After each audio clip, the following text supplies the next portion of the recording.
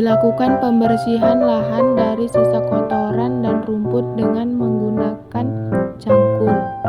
Persiapan media tanam. Dipersiapkan media tanam yang akan digunakan pada praktikum kurpasimoid, yaitu campuran tanah topsoil dan pupuk kompos dengan perbandingan 2:1 serta polybag ukuran 10 kg dan 5 kg sebagai media tanamnya. Kedua bahan tersebut kemudian digabung menjadi satu lalu dimasukkan sama rata ke dalam 4 polybag sesuai tanaman yang akan diamati dalam praktikum, yaitu 2 polybag berukuran 10 kg untuk tanaman jagung dan 2 polybag berukuran 5 kg untuk tanaman kedelai. Persiapan benih. Biji jagung dan biji kedelai yang akan ditanam direndam terlebih dahulu selama 15 menit. Perendaman ini bertujuan untuk mempercepat proses perkecambahan pada biji.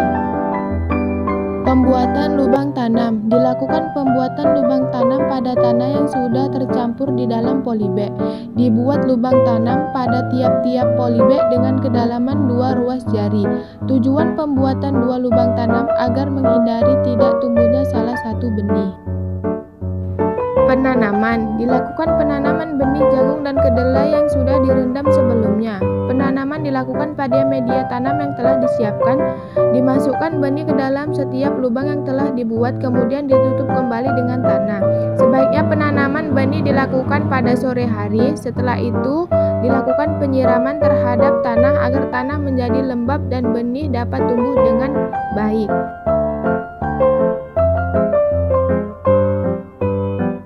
Penyiraman tanaman dilakukan secara rutin setiap hari untuk menjaga kadar air serta juga kelembapan tanah. Tanaman disiram setiap pagi hari atau sore hari, terutama pada 28 awal masa tanaman yang sangat membutuhkan air. Dilakukan penjarangan pada tanaman di MST pertama pada setiap polybag. Penjarangan dapat dilakukan dengan memotong salah satu tanaman yang kurang baik dibandingkan tanaman satunya. Penjarangan bertujuan agar tanaman dapat tumbuh dan berkembang tanpa adanya persaingan unsur hara dalam satu polybag. Dilakukan penyiangan dengan membersihkan gulma di sekitar tanaman. Hal ini dilakukan dengan tujuan agar komoditi yang ditanam dapat tumbuh tanpa adanya gangguan dari gulma sehingga didapatkan data pertumbuhan yang baik dan juga optimal.